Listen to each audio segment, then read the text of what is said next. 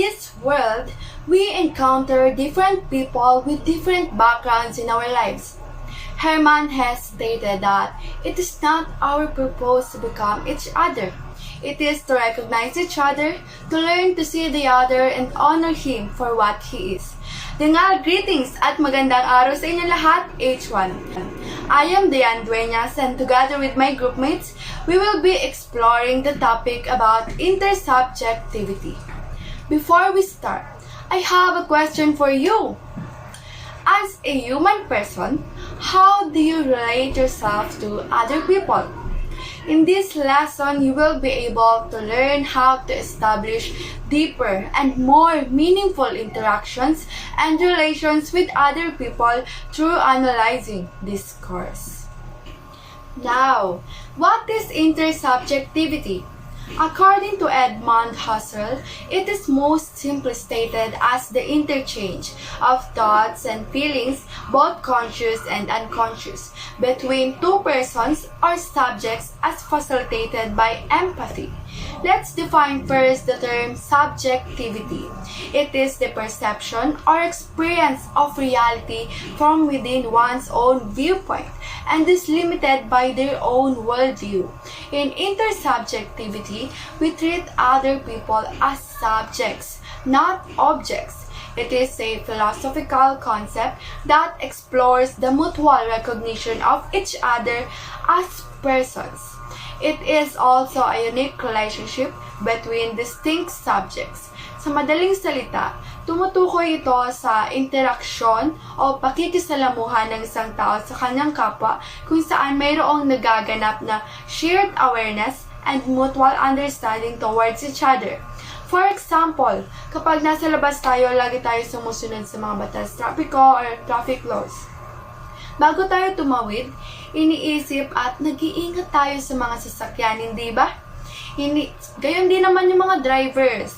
Iniisip nila yung kapakanan ng mga taong nasa paligid nila. Sa senaryo nito, may interconnection ng nagaganap. Kaya isa siya sa example ng intersubjectivity. Intersubjectivity can also refer to how we relate to our society, including our family and friends. Like for instance, yung mother ng isang bata, mahilig maglaro ng tennis court. Eventually, paglaki nung bata, matututunan niya rin yung paglaro ng tennis and pwede rin siyang maging tennis player sa paglaki niya. And then next, we have the characteristics in human relations. Kung ano nga ba yung mga categories or yung mga nagko-contribute sa mga human relationships. So first, we have empathy. Kanina pa natin sinasabi yung empathy pero hindi pa natin siya na-explain yung definition niya. So now, empathy, the ability to share emotions. This emotion is driven by a person's awareness that the other is a person with thoughts and feelings. Aware ka na yung ibang tao, may nararamdaman din sila.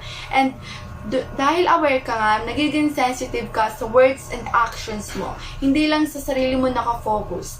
Sa ibang tao rin kasi iniisip mo kung eto bang sasabihin or gagawin mo makaka-apekto sa kanila. Yun yung empathy. And then, we also have availability. Ano naman yung availability?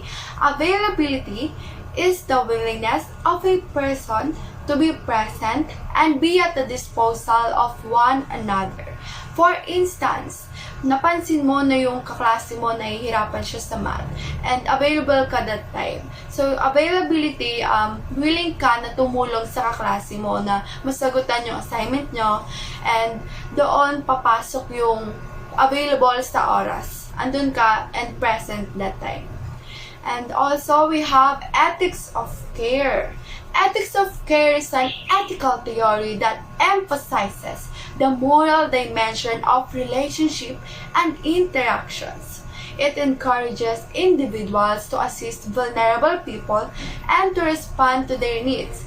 Sa ethical care, ang example nito is nagbibigay ka ng mga donations sa mga taong nag-suffer sa calamity o yung mga bagyo. Parang sa ethics of care na meron kang concern sa ibang tao na kailangan mong gawin to para sa ibang tao, para makatulong ka. And then, next is yung dialogue. Dialogue is an interaction between two persons that happens through speech or the use of words, expressions, and body language. Dialogue occurs when two individuals engage in a discussion and open up to each other and give and receive one another. Yun yung dialogue. Kapag yung dalawang tao nag-uusap sila and may nagaganap na conversation, yun lang yung meaning ng dialogue. And then after learning about these characteristics of human relations in your own perspective, I will leave a question that you may answer. How does empathy enable persons to establish genuine communication? Sa intersubjectivity kasi, hindi lang nakafocus ulit sa sarili mo. Inilalagay mo yung sarili mo sa sitwasyon o kalagayan ng iba. So, in every decision we make, no matter how big or small, the principle of intersubjectivity can be applied. Therefore, it is essential to think about how our words and actions will impact other people, as this will also assist us to build a harmonious relationship with them.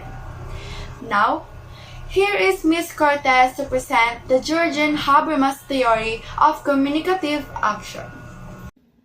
Hi everyone, I am CRUZ and I will be discussing the theory of communicative action by Jürgen Habermas. We all know that communication is a two-way process of reaching mutual understanding. How can we say that we communicate effectively with one another? In our daily dialogues and argumentations, we are not only exchanging information with one another, but we also understand and appreciate each other's perspectives. Both parties accept the thoughts, ideas expressed during conversations, and most importantly, we create and share meaning. Hence, mutual understanding is said to be an important telos of any conversation. By telos, it means the ultimate end or goal. Kung iisipin natin, when we communicate with other people, nagtatapos tayo when we reach mutual understanding or nagkakaintindihan na tayo. Hindi ba parang ang useless ng conversation if walang understanding between the two people conversing?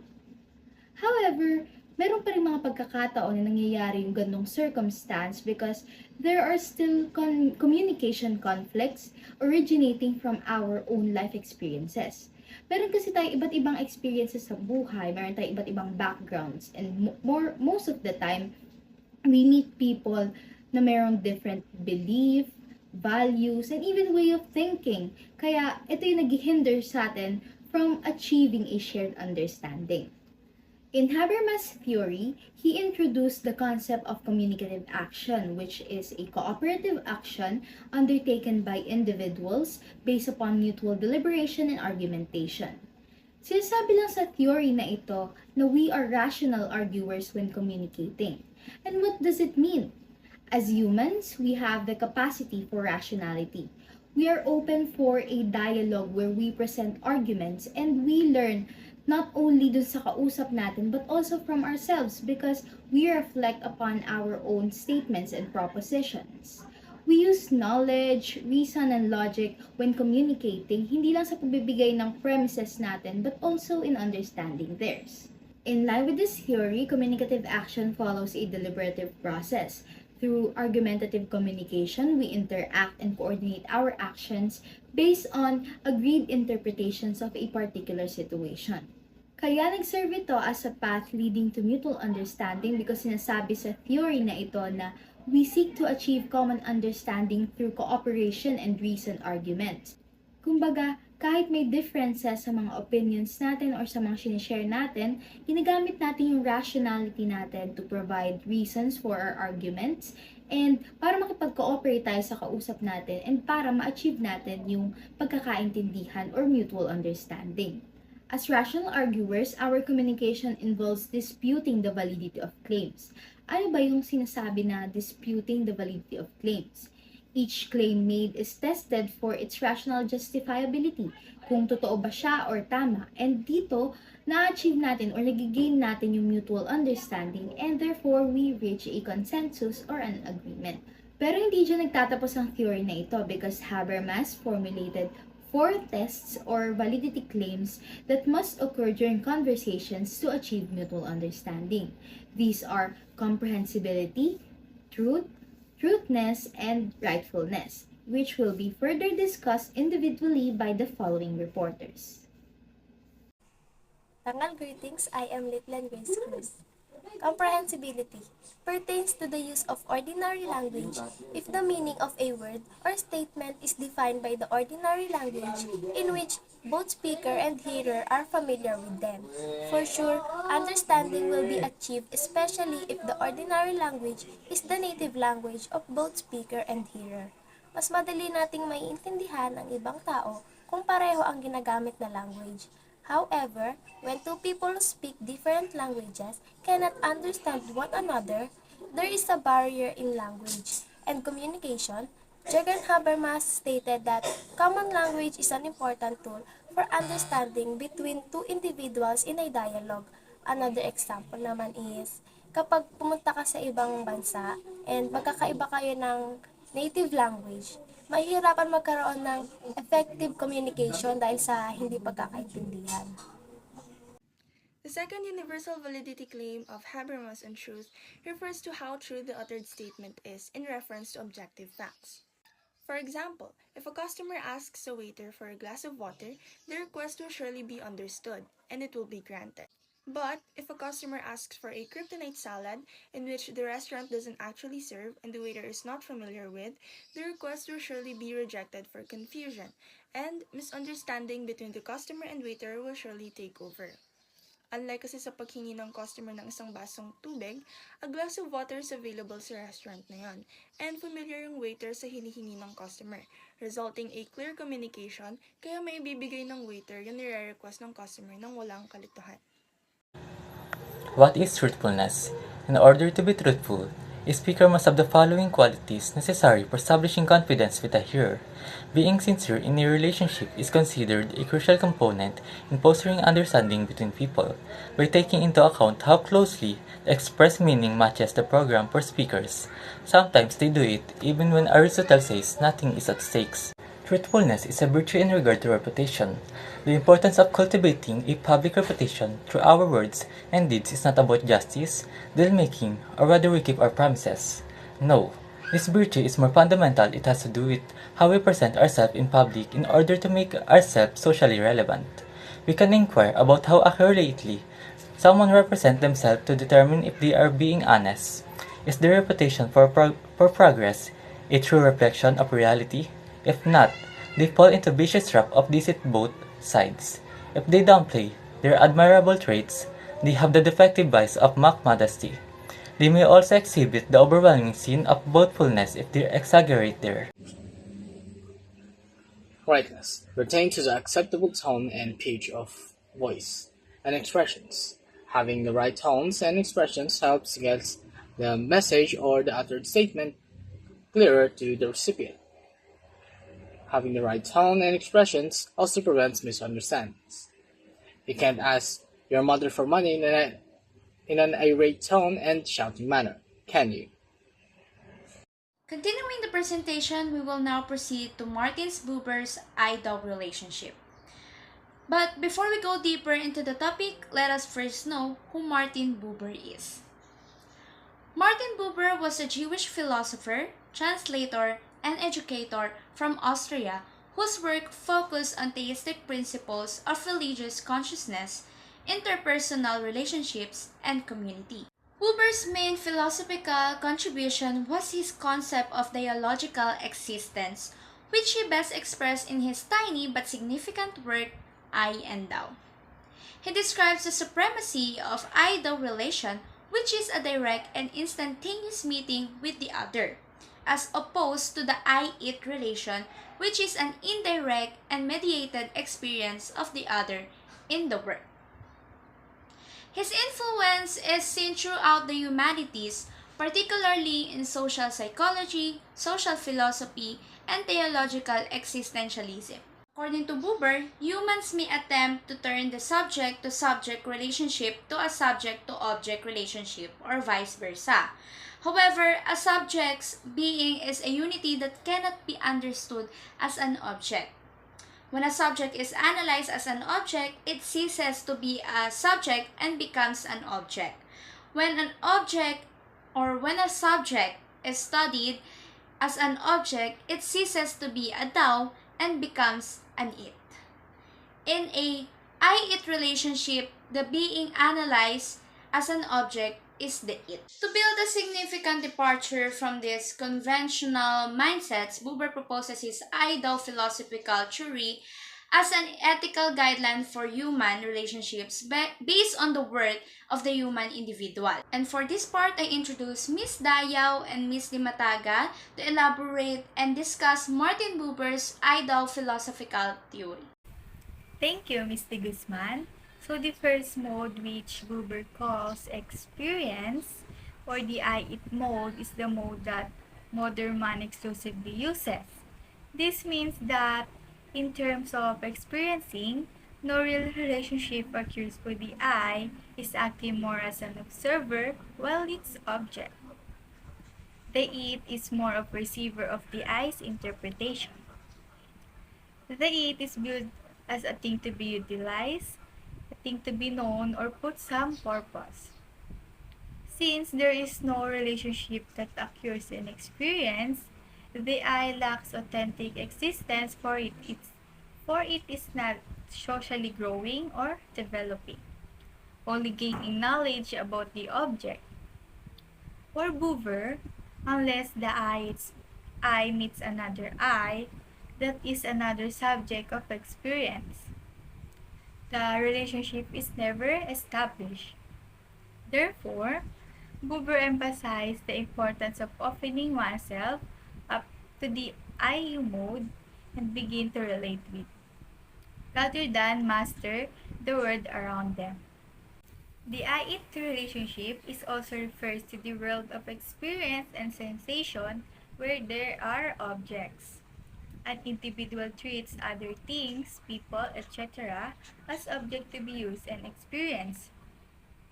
So, in I-it relationships, there are some people in relationship where they own someone, treat them like they own them, and have a possession. For example, in a relationship where you have a boyfriend or girlfriend, where you have a partner, you treat them at the same level, or there is a superiority or inferiority. Here in I-it relationship, you treat them that you own them like an object. In the I-it experience, an individual approaches all other things or people as subjects to be used, known, or experienced. Then, this form of objectivity relates to the world and all others in terms of the self, how an object can serve the individual's interest. For this reason, the I-it relation is a relation with oneself. In other words, this is not a dialogue but a monologue. So I have a quote here. According to Martin Buber, the basic word I-you can only be spoken with one's well-being. The basic word I-it can never be spoken with one's well-being. It means that when we address someone as you, we are acknowledging their humanity and treating them as a whole person. This requires us to be fully present and engaged in the interaction. On the other hand, when we address someone as it, we are objectifying them and treating them as a thing rather than a person. This type of interaction is superficial and lacks the depth and connection that comes with acknowledging someone's humanity. Therefore, the quote suggests that we should strive to use the word you when addressing others, as it requires us to be fully present and engaged in the interaction. For the next part, Ms. DIMATAGA is the one who will explicate the other mode of existence which Buber calls encounter, the mode of I-thou. Thank you, Miss DAYAO. So before I start my discussion, For you guys, what is your own definition of love? So, Buber uses the notion of love as means of exposing relation. Love is something we live in rather than live in us. And we are transformed by it. When we love someone, we see that person as unique and without any losses. The person is purely present and not separated from us by anything. Love, as a relation between I and thou, is a subject-to-subject relation. Also, according to Buber, love is an I-thou relation in which both subjects share a sense of caring, respect, commitment, and responsibility. Relationship between I and thou, which means ikaw at ako, takes place when we interact with the nature, people, or spiritual beings. It appears both during sincere conversation and when people are being disinterested. For example, it occurs when two strangers eye contact on a bus before one gets off at his stop. So, the development of our wholeness and the realm of close intimate relationship and an ideal relationship make us fully human. A strong link that develops from a natural association exists in this relationship. Freedom reigns in this area. Here you alone is impossible, which means it is impossible to exist here by yourself. In this relationship, all beings meet each other as having a unity of being engaged in a dialogue involving each other's full being. Mutuality, directness, presentness, intensity, and ineffability are characteristic of idle relationship. According to Buber, the between is a risky strike into the experience of the other, while also being honest, present, and approachable. He described this enhanced empathy as being inclusion. For example, is yung familiar na tayo sa ganitong scene, like yung magkakagrupo na magkakasama sa iisang lamesa pero ang bawat isa sa kanila ay nakatitig lamang sa kanilang mga cellphone. Buber believed that interpersonal interaction have much more potential than two-person conversing alone. When two individuals actually show up to one another and actively and authentically engage each other, and this potential becomes clear. A new relational dimension that Buber called the between emerges in this interaction. The link becomes stronger than the individual contribution of people engaged when this between dimension is created. So, the encounter between I and thou is yung pinakamahalagang bahagi na karanasan ng isang tao dahil sa uri ng relasyon na ito is tunay tayo na umuunlad bilang isang tao. When one acknowledges another as though, the other's distinctiveness and separability are recognized without masking the shared relatedness or humanity, kabaliktaran sa isang I-it relation, in which the other person is perceived as an object to be influenced or misused. Regrettably, anyone who lives in a society that values technical materialism and attention to detail will find the I-it relationship to be easily understood. So yun nga, unlike sa I-it relationship na tinatrato natin yung ibang tao as objects, sa I-thou relationship naman is nare-recognize natin ang isang tao bilang siya or you. Tapos, kino-consider din natin yung pagkatao niya or aware tayo kung sino sila at ina-accept natin yung pagkakaiba natin sa kanila kasi alam natin na hindi sila object. Ayan! May naintindihan ba kayo, H1? I hope you learn a lot from our lesson in intersubjectivity, kung paano ba siya nag-work, kung paano nga ba yung concept ng intersubjectivity. At ito na ang pinakainihintay na lahat ng ating mga questions na you may answer in our comment section below. First, as a human person, how do you relate yourself to other people? Second, how does empathy enable persons to establish genuine communication? And then third, what is your own definition of love? And meron din tayong, what is the difference between I-it and I-thou relationship? State an example or situation. Last, how can you develop your relationships with other people? This is the end of our first discussion in our topic, intersubjectivity. Meron pa po tayong part 2. Please watch it kasi yung susunod po ng topic ay tatalakayin natin doon sa second video natin. Thank you so much. That would be all.